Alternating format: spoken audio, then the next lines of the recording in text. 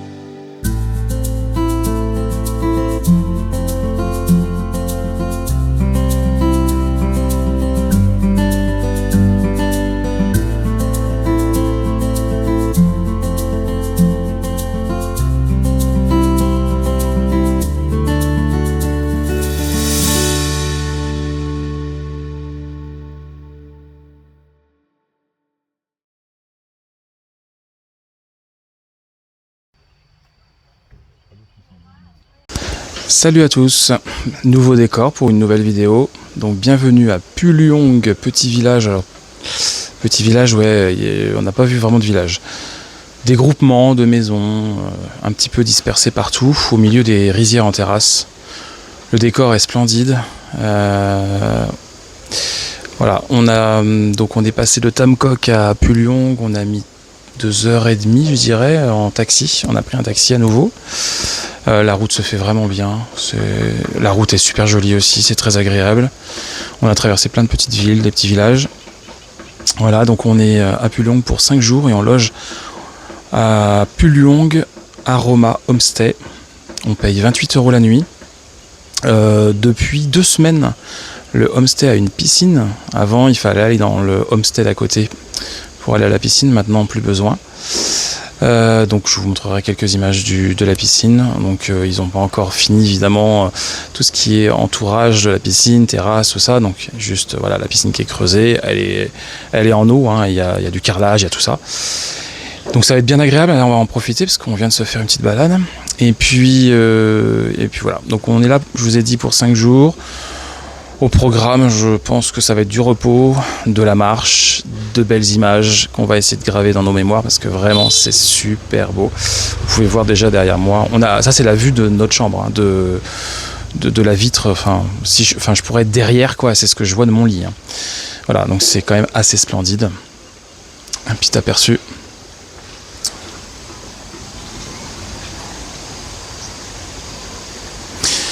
Voilà, bon, et ben je vous laisse avec les images. À plus tard.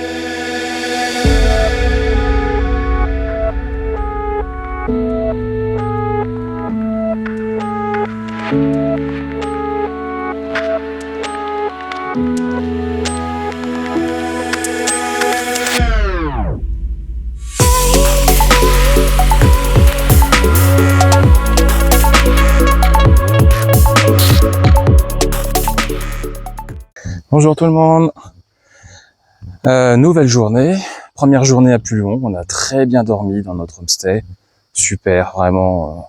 Alors on a eu un gros orage hier soir, il a plu jusqu'à 10h30, on s'est couché à 10h, ça a bercé un petit peu, c'était très agréable, et hop, on s'est endormi. Je voulais juste vous donner un petit détail, dans cette région, la région est peuplée en fait de 2 ethnies majoritaires. Vous avez les Thaïs, qui n'ont rien à voir avec les Thaïlandais, hein. C'est une ethnie Thaï, ça s'appelle comme ça. Il y a les Thaïs blancs, les Thaïs noirs, et il y a d'autres branches aussi. Ici, donc, vous avez l'ethnie Thaï et l'ethnie Muong, M-U-O-N-G. Ça n'a rien à voir non plus avec les Hmong, qu'on trouve plutôt au Laos, en Thaïlande. Je crois qu'il y en a aussi au Vietnam. Donc voilà, vous avez ces ethnies-là qui sont représentées surtout à Pulliong, et on le trouve surtout au niveau de l'architecture parce qu'ils ont des maisons sur pilotis. Par contre, on ne les verra pas avec des tenues traditionnelles. Alors à part les vieilles dames, là on voit pas mal de vieilles dames avec des tenues. Mais si vous voulez voir des gens vraiment en tenue traditionnelle tous les jours, jeunes comme plus vieux, eh bien il faut plutôt aller dans le nord, dans la région de Sapa.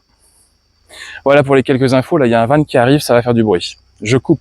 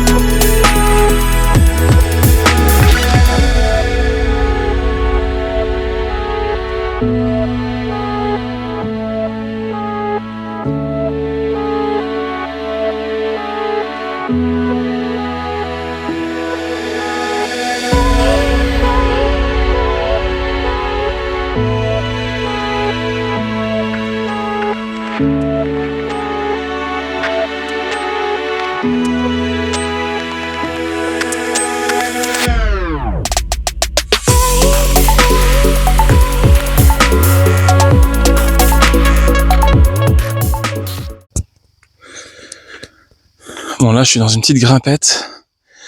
Alors on pensait en montant en altitude qu'on allait perdre quelques degrés.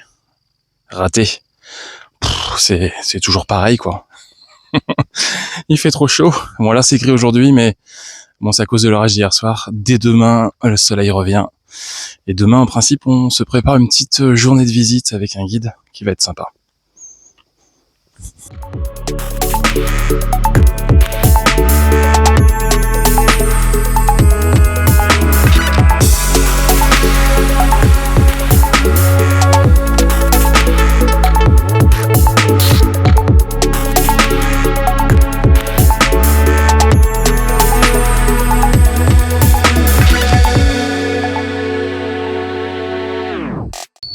Vous avez vu un peu la forme qu'il a? Ah, il grimpe plus vite que moi, hein. Bon là, il est temps de se faire une petite pause, boisson, un petit jus de canne et ça repart.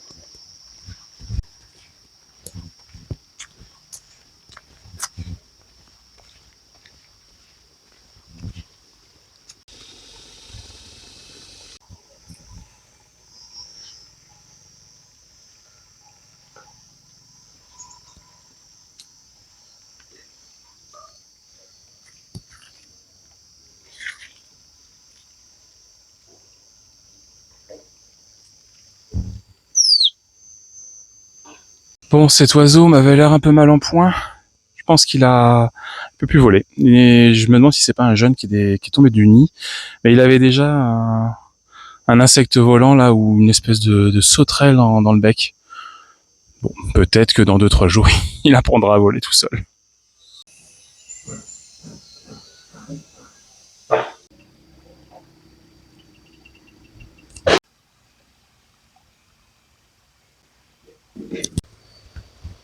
Bon, je vous encourage vraiment à venir ici, hein, à Pululongue. C'est très agréable. Alors on peut y passer peut-être que 2 nuits, hein, peuvent suffire. Voilà, on avait choisi d'en faire 5 sans en connaître finalement, et je pense que 5 ça va être très très bien. On va pouvoir en plus se reposer, mais il y a surtout plein de balades à faire, des visites que votre homestay peut organiser pour vous. Voilà, c'est vraiment, je pense, une belle alternative aux montagnes du Nord si vous n'avez pas beaucoup de temps, parce que finalement, Pululongue n'est pas très loin d'Hanoï. Ça peut se faire en 1h30, 2 heures je crois. On l'a pas fait, hein, parce que nous on venait de Ninh Binh, mais malgré ça, voilà, c'est tout près. Si vous avez par exemple que 15 jours au Vietnam, ben ça peut être inscrit sur votre programme. Ça vaut vraiment le détour. Et alors évidemment, on n'est pas dans les hautes montagnes du nord du Vietnam, hein, en direction de Sapa ou Adiang, mais voilà, c'est une belle alternative. En tout cas, nous on regrette pas, et je pense que ça va être 5 jours de bonheur. Alors sachez aussi qu'il y a peu de touristes, hein, finalement, il y en a, hein, parce que chaque maison quasiment est un homestay, mais on les voit pas. Donc on est bien répartis finalement sur toute la zone qui est quand même assez grande. J'en ai pas croisé beaucoup là depuis que j'ai démarré ma balade. Peut-être 2 petits groupes avec un guide. Moi je préfère faire ça tout seul. Maintenant oui, voilà, il y a les guides aussi pour vous aider à vous balader. Voilà. Franchement, ça va être une belle étape.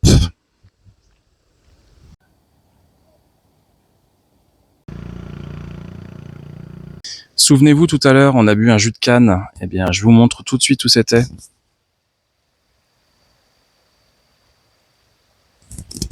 C'est un panorama là qui est pas finalement très loin de notre homestay. Et la partie à droite que vous voyez, c'est aussi un homestay là, avec tous les bungalows. Pour les rizières, je ne sais pas comment ils s'organisent ici au Vietnam, sur les rizières en terrasse. Je sais qu'à Bali, il y a des gens qui sont responsables en fait des canaux, donc ils les ouvrent pour pouvoir mettre de l'eau et planter le riz. Ici, j'imagine qu'il y a aussi ce genre de choses, puisque je vois des canalisations, des petits canaux un peu partout. L'eau, elle coule de partout. Faut dire qu'avec tout ce qui est tombé hier soir, mais j'imagine que c'est ça régulièrement, forcément il y a de l'eau partout, c'est très vert. Et en fait, les canaux, ils vont descendre dans les autres bassins où on va planter le riz, et ainsi de suite. D'où le terme finalement de rizière en terrasse.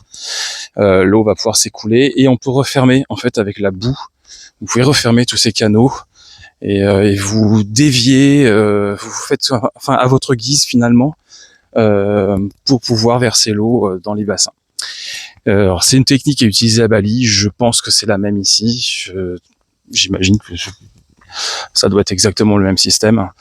Après, je vais essayer de voir un petit peu sur internet si je peux trouver l'info et je vous la passerai si j'y pense.